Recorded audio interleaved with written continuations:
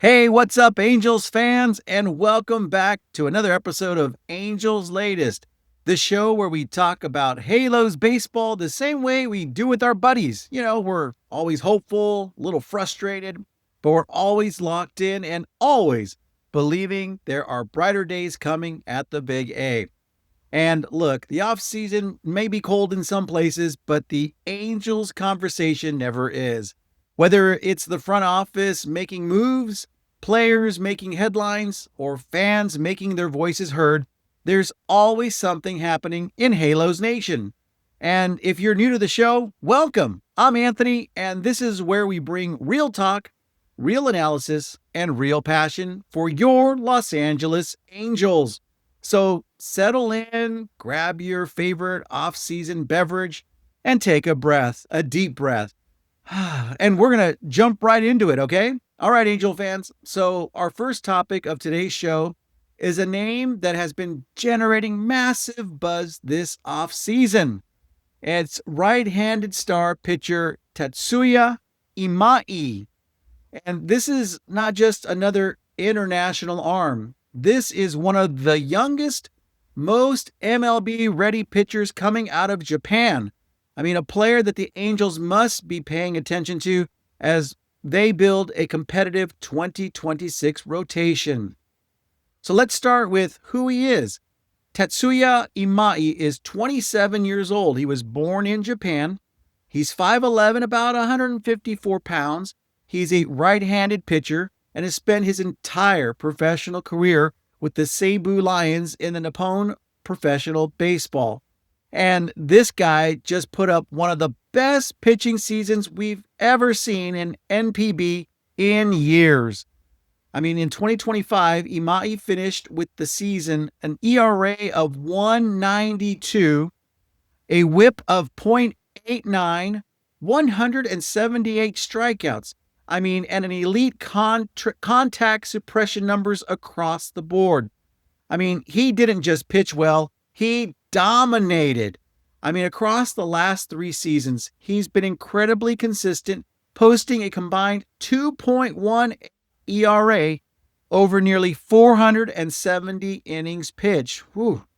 Career-wise, he holds a 3.15 ERA and a 58 and 45 record. And get this, with 907 strikeouts. And beyond the stats, he's got some major highlights on his resume. He threw 8 innings of a combined no-hitter in April of 2025. He set a Seibu Lions record with 17 strikeouts in a single game. I mean, he was awarded NPB's monthly MVP for the month of May in 2025, and he's a 3-time NPB All-Star. Now, let's talk about the fun part, the stuff, right? Imi throws a fastball clocked at 95 to 97 miles per hour, and at times topping out at 99. But the fastball, it isn't even his most dangerous pitch. That's laughable, right? I mean, the honor goes to his slider. It's posted a staggering 46% whiff rate. And last season, it was a major league elite level pitch for him. I mean, he pairs that with a splitter and a changeup that plays beautifully off his arm slot. He pitches from a low 3/4 slot, which gives everything he throws deception and the movement. I mean, this is the exact type of arsenal MLB teams drool over. You've got velocity, movement, command growth, and deception. I mean, that plays up at the highest level. Now, let's hit the posting situation really quick. Imi has officially been posted by the Seibu Lions, and MLB teams have a 45-day window to negotiate. And that runs us through January 2nd, 2026. And as you know, when we came back from the Thanksgiving break, your boy told you he was running a little cold, so I'm going to drink a little water here and clear the throat. Excuse me. So he's going to have a window of negotiation through January 2nd of 2026. He's expected to command somewhere between 5 to 6 years, with projections landing in the $140 to $160 million range, plus the posting fee. So that brings us to the big question, fans. Should the Angels care? Why should they? Well, because he fits this team better than almost any pitcher on the market. I mean, first, the Angels need a swing and miss dominant pitcher. They need someone who can miss bats at the top of the rotation. And Imai brings that in a huge way. Secondly, he's only 27. I mean, this isn't even a veteran in his 30s yet. This is someone who could anchor your rotation for the next half decade. And third, this is where pitching coach Mike Maddox really becomes a massive factor. I mean, Mike Maddox has a track record of elevating pitchers exactly like Imai. I mean, guys with velocity, guys with nasty secondaries, and guys who just need sequencing, pacing, and MLB refinement. I mean, Maddox has helped pitchers like Max Scherzer, Jordan Montgomery, Doug Fister, and Tanner Roark, arms who thrive on command, refinement, and using movement to control at-bats. Going to take another swig here. Imai and Maddox is about as perfect of a fit as you're going to find. You know, like eggs and bacon, beans and rice, peanut butter and jelly. It's a pair that could accelerate Imai's adjustment to the MLB and unlock even more upside at the major league level. Now, of course, there's always risks, as every international signing carries transition questions, and the MLB schedule is actually longer. Hold on one second again. Sorry, guys. Take one more swig here. Like I said, this Anthony's not like Rendon. I'm going to hunker down and power through. But as we said, the MLB schedule is longer. Baseball is different here in the States. And we don't know how he'll hold up against lineups like the Houston Astros or the Texas Rangers. But the upside, it's enormous. If the Angels were to land him, he becomes an immediate number 2 starter in 2026. He could pitch like a low-end number 1 if things even break right for him. So right now, I'd put the Angels' chances of signing him at around 45%, not because they're not a great fit, but you're going to have teams like the Giants, the Cubs, and the Phillies. They're going to be pushing hard, and they're going to want him on their side too. But make no mistake, this is the type of pitcher who could actually transform the Angels' rotation, setting the tone for a new defensive identity and give this franchise the high upside ceiling and an arm they haven't had since Shohei Ohtani took the mound. So the question, Angel fans, becomes, will we step up? Will the Angels step up and make the aggressive play? We'll find out soon. Let me know what your thoughts are. Comment down below. I'm always reading. All right, let's roll on to our next topic. And this one is a name that's been linked to the Angels for several months now. And that's right-handed starting pitcher Michael King. Now, if you followed baseball these last few seasons, you know that Michael King isn't just some mid-tier arm floating around the free agent market. Take another swig, guys.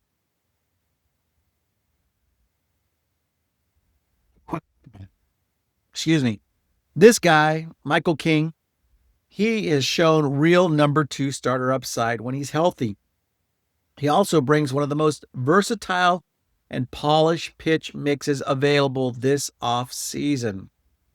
I mean, let's start with the background of King. He's 30 years old, 6'3", 210 pounds, drafted out of Boston College, originally by the Marlins. But he made his name with the New York Yankees before being traded to the Padres in the big Juan Soto deal. And in 2024, well, King absolutely broke out. He finished the season with a 2.95 ERA, 201 strikeouts, and nearly 180 innings pitched, pitching like one of the best control and sequencing starters in the National League. Sorry, guys. A drink of the water there. Hope you're all doing good after Thanksgiving. Tell you I got that cold, and it's like that gift that keeps on giving. Anyways, let's talk about King in 2025, as he was a little different as he battled through shoulder inflammation and knee issues, which limited him to about 73.1 innings. But even then, hey, he posted a very respectable 3.44 ERA, a 24.7 strikeout percentage rate, and an 8.4% walk percentage. One more time, guys. Hold on. Excuse me. His StatCast data still held up, though, allowing an average exit velocity of 87.8 miles per hour with a 38.1% hard hit rate. So despite the injuries and the underlying stuff, he remains strong. So let's talk about his arsenal, because this is where King separates himself. He's not a pure velocity guy, and that actually makes him so much interesting. Yeah. I mean, he works with a 93 to 96 mile per hour fastball. He has a heavy sinker, a tight slider, and a changeup that is flat out nasty. And occasionally he mixes in a cutter or a curve when he needs to. So that changeup that he has is one of the better weapons among mid-rotation pitchers in all of baseball. And when Michael King is right, he's doing it with mix, movement, command, and execution, not just overpowering hitters. Now we got to talk contract outlook for him. Most projections have King landing somewhere in the 3 to 4 year range. Total value somewhere between $72 million and $96 million. I mean, some teams might push it to 5 years to $110 million, but generally he projects as a mid-term commitment, not a decade-long mega deal. And this is where us Angel fans should really perk up, because unlike some of the massive $200 million aces that are out there, Michael King is someone the Angels can actually compete for financially. So let's shift to the Angels fit. And let me tell you, there are some very clear reasons why these two sides really make a lot of sense. First, the Angels need rotation stability. Year after year, the Halos have dealt with inconsistency, injuries, and bullpen overexposure. King brings professionalism, a proven MLB track record, and innings when healthy. Secondly, his pitch mix fits beautifully in Angel Stadium. Right-handers with changeups and sinkers historically thrive there. I mean, the park suppresses home runs to right field, and King's contact management profile fits that environment. And third, the Mike Maddox effect. It's easy for me to say, right? Maddox has made a career out of elevating pitchers who rely on sequencing, location, and mixing speeds. I mean, after all, the guys related to Greg Maddox, probably one of the best at doing that. So Mike Maddox worked with guys like Doug Fister, Tanner Rourke, and Jordan Montgomery. I mean, he would be exactly the type of coach who could help King maintain durability, improve early count efficiency, and regain that old 2024 form. Now, of course, there's always risks. I mean, he did have injuries. He doesn't have overpowering stuff. And if his command dips or his pitch movements decline, his effectiveness can drop really fast. But the floor remains high with King, and the Angels desperately need pitchers with a real MLB baseline, not projects or conversions or bullpen hybrids. So, will the Angels sign him? I'd put it around 60%. And honestly, that's higher than Imai. Not because King is a better arm, but because he's more a realistic acquisition given the market, contract length, and Angels budget flexibility. I mean, if the Angels want stability and presence behind someone like, Detmers, if they want a veteran who can also absorb innings, if they want a pitcher who fits Mike Maddox's system, I don't know why I can't put those two names together. Michael King should be near the top of their list. And when you add him, and suddenly you've got a rotation that doesn't collapse the minute someone gets hurt. I mean, Michael King, he's not an ace. He's not going to headline the postseason rotation by himself. But he is the kind of pitcher that winning teams have in the middle of their staff. He's reliable, consistent, and capable of shutting down good offenses when he's on.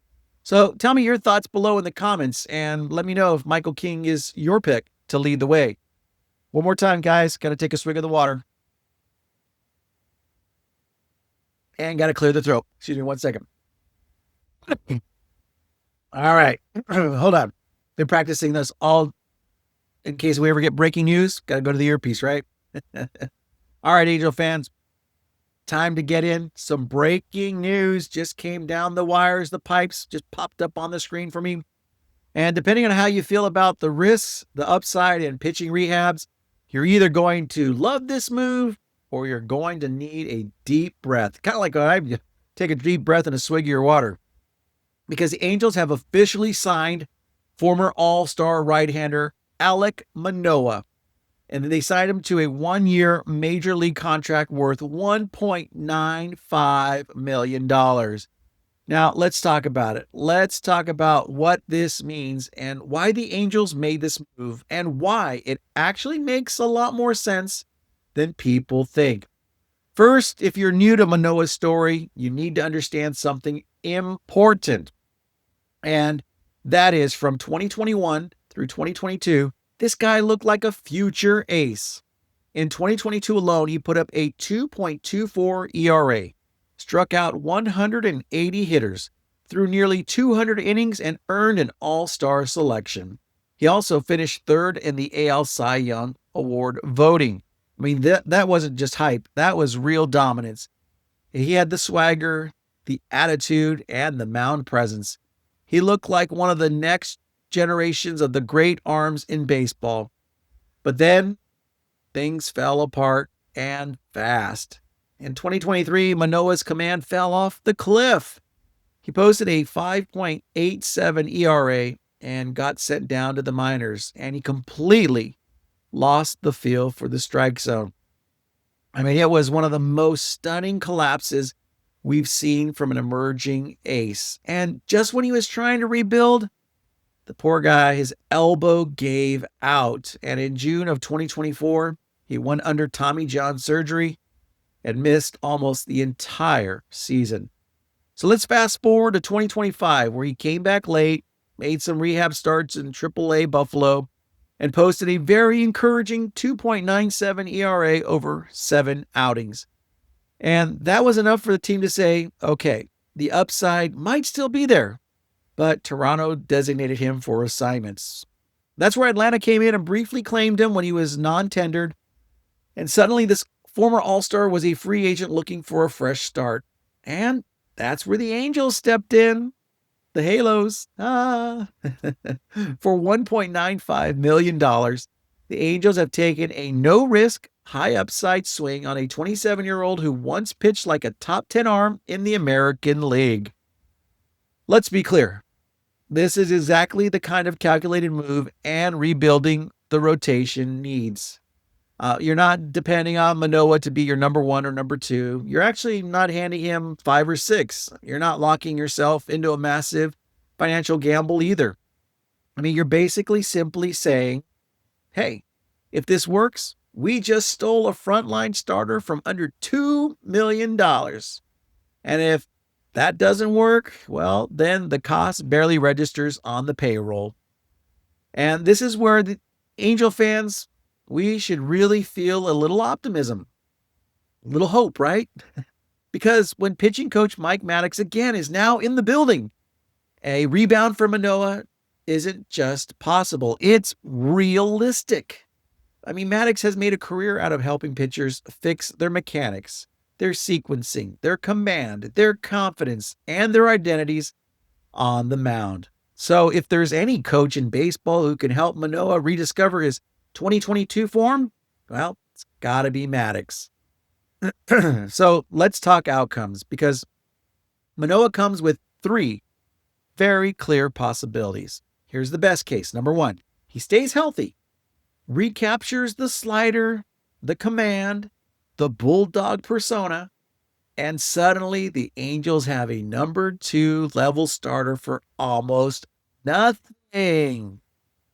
Here's another best case. He gives you 20 to 24 starts, pitches to an ERA around low to mid 4s, helps stabilize the rotation, and provides real innings for a team that desperately needs them. All right, here's the worst case. The injuries linger, the command just never comes back, and the Angels simply move on without major consequences. And here's why this matters so much for 2026. We all know the Angels need pitching depth. They need upside players. They need arms who can outpitch their contracts. They need to diversify the rotation with veterans, upside bets, and long-term acquisitions. And signing Manoah helps check one of those boxes. It gives the Angels a lottery ticket with real value while leaving the door wide open for bigger moves. Like they could pursue Tatsuya Imi, a mid-tier stabilizer like Michael King, or even going after a higher shelf pitcher. I mean, this is the kind of signing smart teams make, right? Cheap, flexible, and full of upside. And if Manoah truly bounces back, man, the changes that the dynamic of this rotation is going to flourish. Is it a gamble? Yes. Is it worth it? Absolutely, in my opinion. So let me know in the comments below. Do you think it's absolutely worth it, or should the Angels have passed on it? Either way, we're locked in, so we'll see what happens. All right, now let's move into our final topic of today's show, and that is the future of Jo Adell, a player who continues to be one of the most talked about names in this entire organization. And this week, a little piece of national reporting may have revealed a lot more than what many people realize. So here's what happened, okay? So ESPN released their list of the top 25 trade candidates across Major League Baseball, plus a whole group of honorable mentions. And guess who wasn't on that list? Yep, you got it. Let's all say it together. Jo Adell. I mean, that omission is loud because normally a player who just hit 37 home runs, drove in 98 runs, and still hasn't fully put it together defensively, that's the type of guy you expect to see floated as a trade chip. But the fact that Adell wasn't even mentioned at all, well, that tells us something. I mean, it tells us that the Angels may not be shopping him. I mean, in fact, it tells us they may be planning to keep him. And I mean, honestly, that might be the smartest move they can make right now. I mean, let's look at what Adell did in 2025. He hit 37 home runs, drove in 98 RBIs, and showed the kind of raw power and athleticism that teams dream about developing. I mean, he finally put together a consistent offensive season, the first one we've seen since he arrived with so much promise. You remember that? And for a team that desperately needs reliable offense, well, Adell gives you something very few players in this organization have. They have youth, power, and cost-controlled production. And now let's talk about the concerns, because yes, they're still there.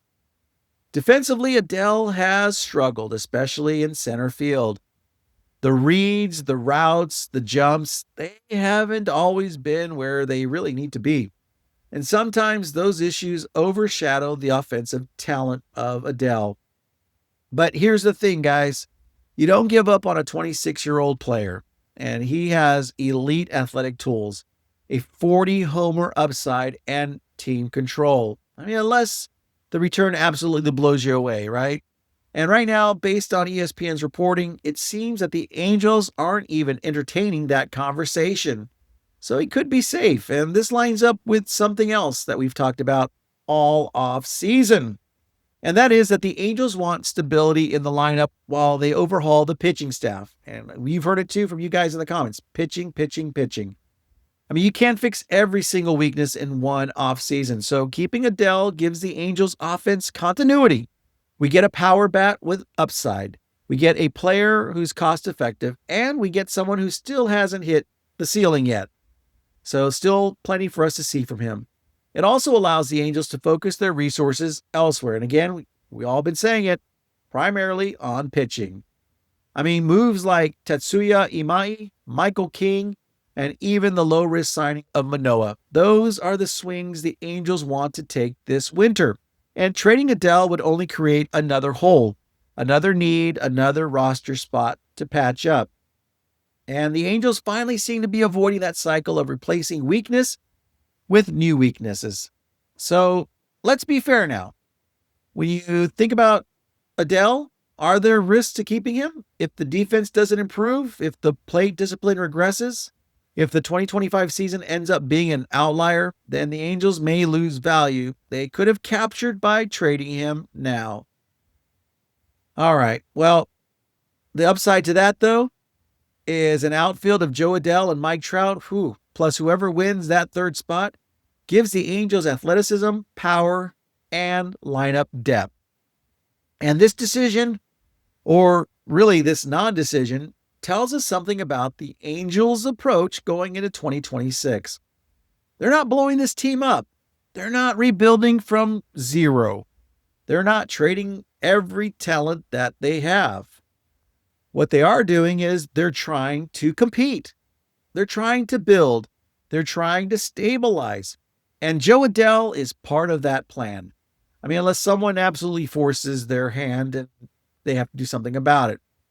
So for now, Angels fans, expect Joe Adell to be wearing red again in 2026. And depending on how the pitching acquisitions unfold, that might be one of the quietly smartest choices the Angels make this offseason. So what do you think, Angel fans? What do you think about the Joe Adell situation? All right, well, that's going to do it for today's episode of Angels Latest. I want to thank you for hanging in there with me, battling this cold, this itchy throat, stuffy nose, the constant water swigs and clearing of the throat. And as always, thank you again for tuning in and hanging out with us and being part of this growing Halo community. I say it in every episode, but I truly mean it, that your comments, your thoughts, your debates, they're what makes this show feel like a real conversation. I mean, we're all fans, we're passionate, and we all want the Angels to get back to winning baseball. And I love your comments and your feedback, especially when we do it respectfully and fun, just like a bunch of buddies around the table having a cold one talking baseball. So jump into the comments and let me know, what do you think about the Angels' offseason direction? I mean, should the Angels go all in on a pitcher like Tatsuya Imi? Or is Michael King the steady arm this rotation needs? And do you like the upside gamble on Manoah? And what's your take on Joe Adell staying put for 2026? So go again down to the comments as I read every single comment. And yes, I respond to a ton of them. So don't be shy. And we'll also feature some of them in future episodes. So if you enjoyed this episode, hit the like button, drop your thoughts below again, subscribe, and turn on notifications. I mean, it helps the show grow. It helps us reach more Angels fans and lets us keep these conversations going all off season long. All right. Thank you again for choosing to spend part of your day with me. I'm Anthony. And as always, this is Angels Latest, and go Halos.